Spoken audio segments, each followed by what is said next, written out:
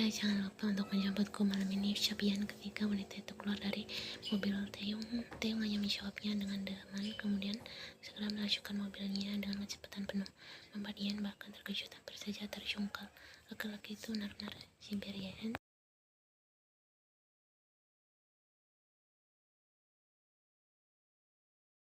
Wanita cantik itu kemudian masuk ke dalam gedung apartemen untuk bersiap-siap. Ian benar-benar antusias, dia tidak sabar bertemu dengan calon mertuanya yang belum pernah ibu Taeyong tidak ikut makan malam waktu itu karena sedang ada di kantor polisian, karena dia adalah salah satu jenderal di polisian Seoul. Ian sudah bisa membayangkan bahwa wanita itu pasti sangat keren.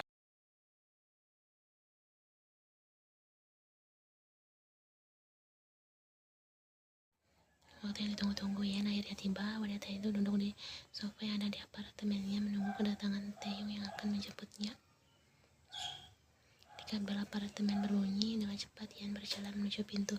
Dia melihat penampilannya lebih dulu pada cermin besar yang ada di dinding tepat di samping pintu. Sempurna, ucapnya tersenyum memuji penampilannya malam ini.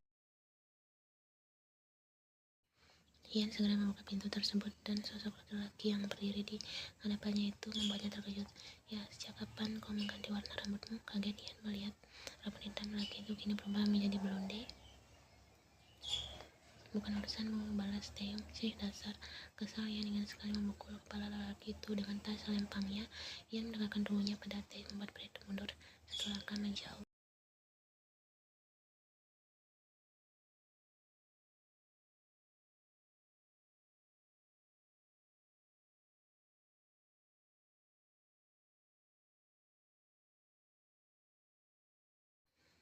Ian kemudian tersenyum manis lalu menangkuk pipi Taeyong dan mencumitnya. Tapi tidak apa-apa, aku tetap tampan walaupun dengan warna rambut hijau menyala sekalipun. Taeyong mengepas dengan kasar tangan Ian. Cepatlah, orang tuaku sudah menunggu, kata seorang laki itu.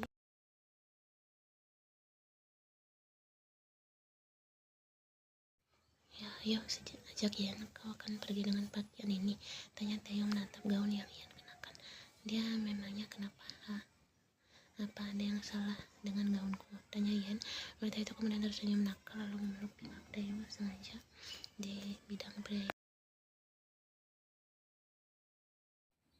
Bukankah ini sangat cantik dan seksi? Goda Ian dengan tatapan nakal. Taeyong mendorong pundak wanita itu agar menjauh. Cepat ganti, jangan pakai gaun seperti ini, suruhnya. Aku tidak mau, ketol Ian mentah-mentah. Cepat ganti atau aku tinggal, ancam Taeyong penuh penekanan.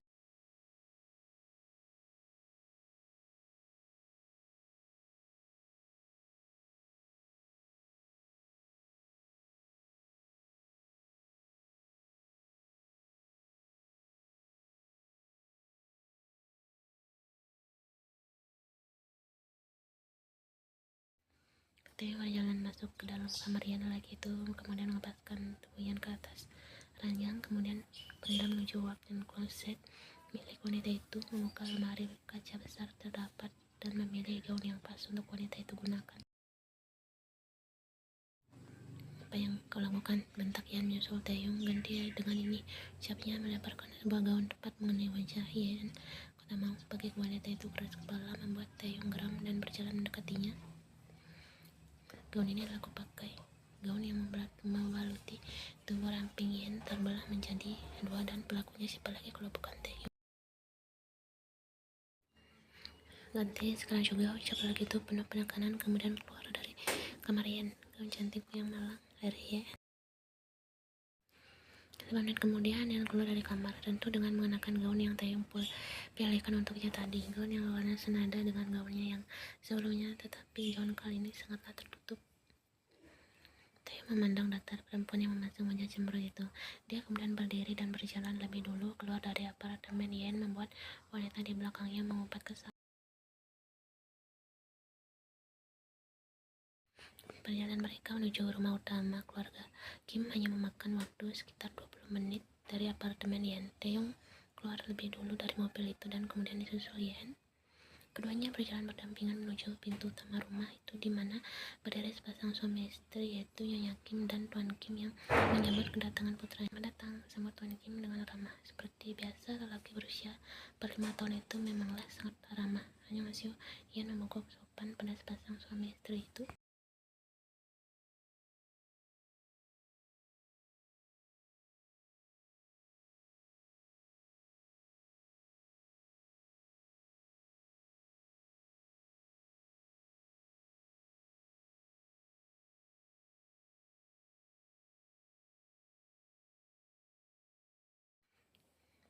Empat orang itu pun masuk ke dalam rumah megah tersebut. Ian berjalan di samping Taeyong. Dia memperhatikan bagian dalam rumah tersebut. Langkah Ian tiba-tiba berhenti di depan dia foto yang ada di atas meja. Potret Tuan Kim dan Nyonya Kim. Jadi seperti apa wajah Nyonya Kim jika tersenyum? Batin Ian. Ya cepatlah, suara Taeyong membuat Ian terkejut. Apa yang kau lakukan? Tanya Taeyong. Aku hanya melihat foto ayah dan ibumu, jawab Ian sambil tersenyum. Taeyong tersenyum simpel, kemudian menggenggam tangan Ian dan melanjutkan langkahnya. Ian terdiam, dia menunduk melihat tangannya yang digenggam oleh Taeyong.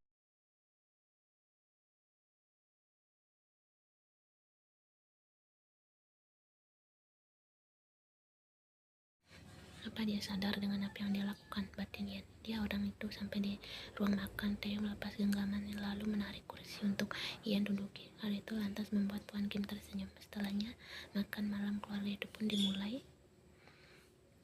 Apa dia sadar dengan apa yang dia lakukan? Batin Ian. Dia orang itu sampai di ruang makan. Taeyong melepas genggamannya lalu menarik kursi yang Ian duduki. Hal itu lantas membuat Tuan Kim tersenyum. Setelahnya, makan malam keluarga itu pun dimulai. Kudengar kau mengambil S2-mu di Italia. Pertanyaan itu membuat Ian tidak jadi memasukkan makanannya ke dalam mulutnya.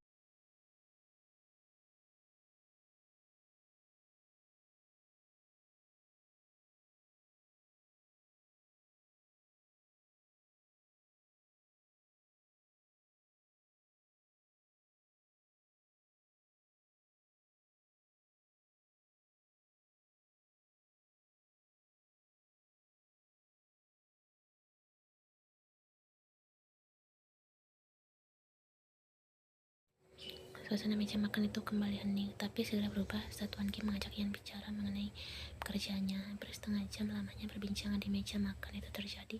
Setelah makan malam, Ian berdiri di taman belakang rumah Taeyong yang sangat luas. Pria itu sedang bicara dengan kedua orang tuanya. Entah apa yang mereka bicarakan, Ian tidak peduli.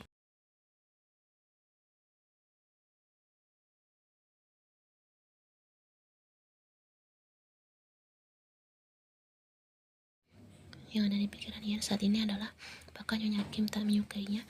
Dari raut wajah yang wanita itu tampakkan padanya untuk pertama kali adalah tanpa senyuman. Kemudian perbincangan mereka tadi saat di meja makan. Kau tahu jika Taeyong memiliki kekasih? Suara itu membuat Ian terperanjat kereta.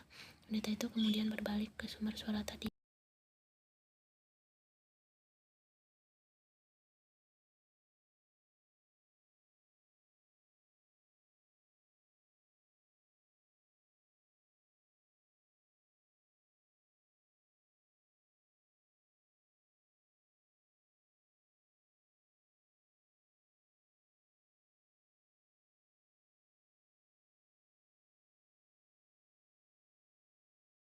Ian terdiam di tempatnya. Aku memang tidak menyukai putraku berkencan dengan Sejin karena waktu itu telah derajat dengan kami, tapi jangan berharap bahwa aku juga menyukaimu.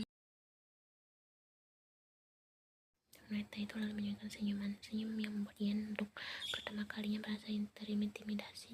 Dari tatapan Nyonya Kim saja sudah menjelaskan bahwa dia tidak menyukai Ian. Aku menyetujui perjodohan kalian karena suamiku yang memintanya, tapi jika itu menyukaimu secara pribadi, aku rasa itu tak mungkin, ucap wanita itu lagi. Jika saja aku tahu bahwa gadis yang dijodohkan dengan Taeyong adalah kau, aku lebih memilih menikahkan putraku dengan Park Sejin saja.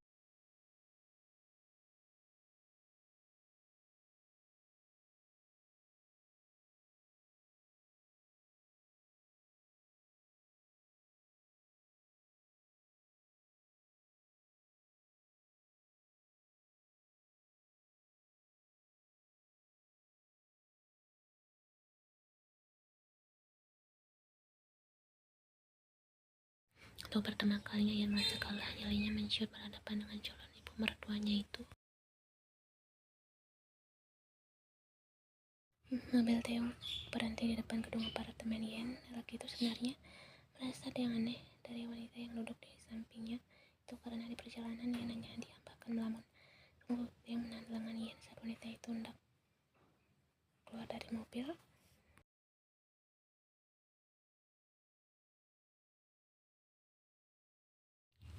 Kau sakit? Tanyanya. Ian menatap lelaki itu dengan bingung, membuat Taeyong segera melepaskan tangannya. Tidak, lupakan saja, ucap lelaki itu. Aneh, si Brian kemudian keluar dari mobil. Taeyong berjalan masuk ke dalam apartemennya. Apa dia sakit? Menolong Taeyong di dalam mobil. Melihat sosok Ian yang berjalan sangat pelan, bahkan dari jauh wanita itu terlihat seperti orang linglung.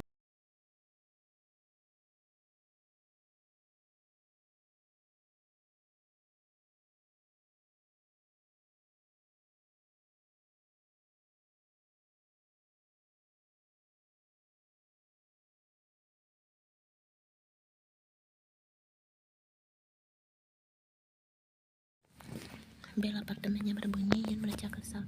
Pasti Taeyong lagi, tebaknya. Kemudian dengan cepat berdiri lalu berlari ke arah pintu dan membukanya. Ada apa?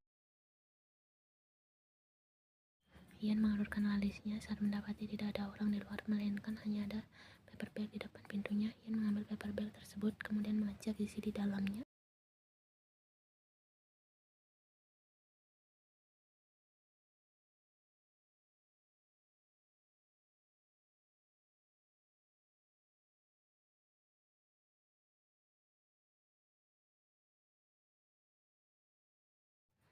Siapa lagi jika bukan Kim Taeyong? Panggilan itu tersambung. Sudah aku bilang, kan aku tidak sakit. Ucap Ian bercak kesal, sedangkan mulutnya berusaha agar tidak memekik kegirangan. Apa kau menyukaiku? Tanya Ian. Apa? Tanya Taeyong di seberang telepon. Kau tak perlu sembunyi-sembunyi untuk perhatian dan khawatir padaku.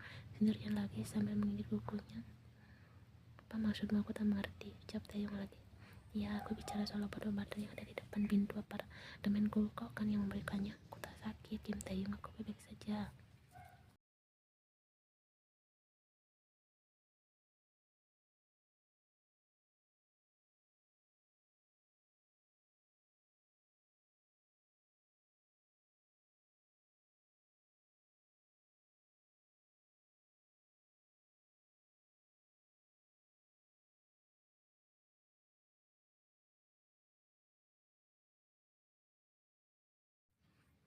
Halo, Ian. Ya, aku masih di sana. Iya, jawab Ian. Taeyong, aku tutup teleponnya. Panggilan itu terputus.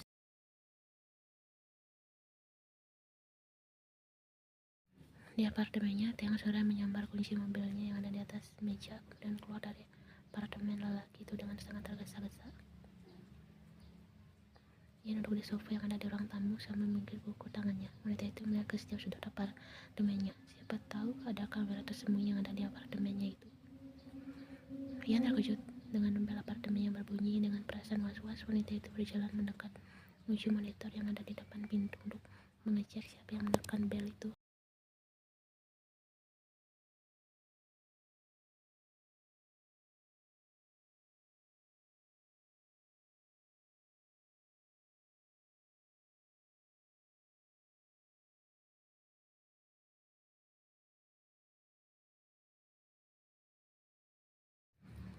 Ya, kau seperti orang yang selesai ikut lari.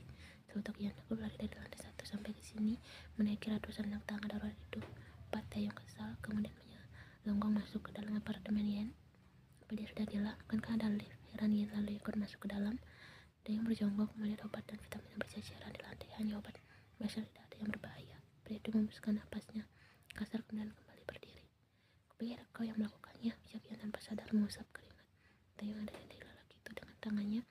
Mungkin ini dari pengawalmu, ucap Taeyong. Lelaki itu juga tak sadar dan membiarkan Ian terus mengusap keringatnya.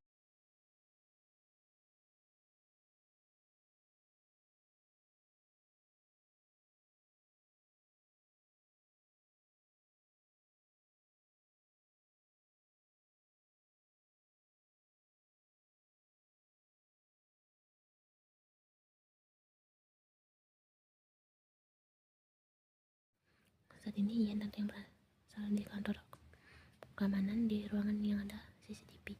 Setelah menjelaskan apa yang terjadi pada petugas, memberikan izin pada keduanya untuk memeriksa rekaman CCTV yang mungkin saja merekam orang iseng itu. Berhenti, seru Ian membuat petugas keamanan itu mempause video di mana seorang laki-laki dengan pakaian serba hitam berdiri di depan pintu apartemennya dengan sebuah paper bag di tangannya. Kau mengenalnya? Tanya Theo. Ian menggeleng. Dia tak mengenal lelaki itu. Wajahnya pun tidak jelas karena tertutup masker dan topi. Tolong lihat rekaman beberapa hari sebelumnya, ucap Taeyong. Tuan, pria itu datang lagi, seru petugas itu. Dia datang selama 3 hari berturut-turut. Ucapnya memperlihatkan 3 rekaman di mana lelaki berpakaian serba hitam itu berdiri di depan pintu apartemen Yan. Taeyong menoleh ke arah Yan. Wanita itu menunjuk bibir bawahnya. Baiklah, terima kasih atas bantuannya, ucap Taeyong. Ya tuan, setelah ini kami akan memperketat keamanan di lantai atas, ucap tugas keamanan itu. Kalau gitu kami permisi, pamit. Taeyong mengangguk sejelas kemudian menarik Yan pergi dari ruangan itu. Keduanya kembali ke apartemen Yan. Taeyong duduk di samping wanita itu yang dari tadi hanya diam sejak kembali dari kantor keamanan tadi.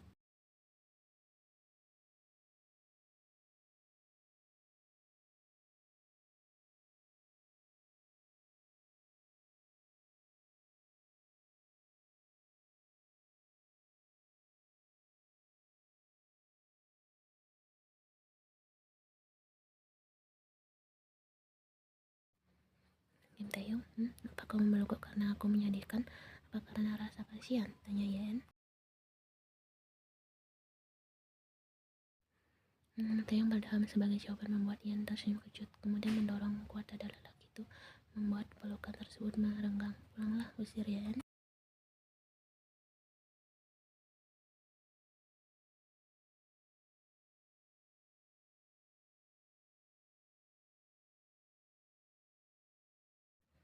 Untuk di hotel, setelah Taeyong pergi kemudian mengumpat, tertahan, tidak tinggal di apartemenku, jawab lelaki. Pada akhirnya, Taeyong berdiri.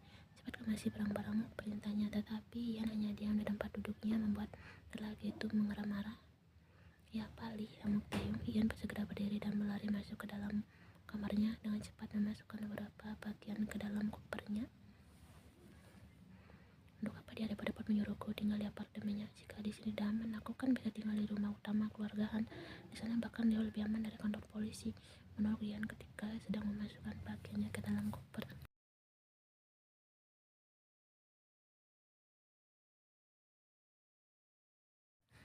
Apa dia menyukaiku? Tanya Yan pada dirinya sendiri. Wanita itu kemudian menggeleng cepat. Han Yan, kamu boleh gila. Taeyong itu hanya mencintai kekasihnya, Sejin.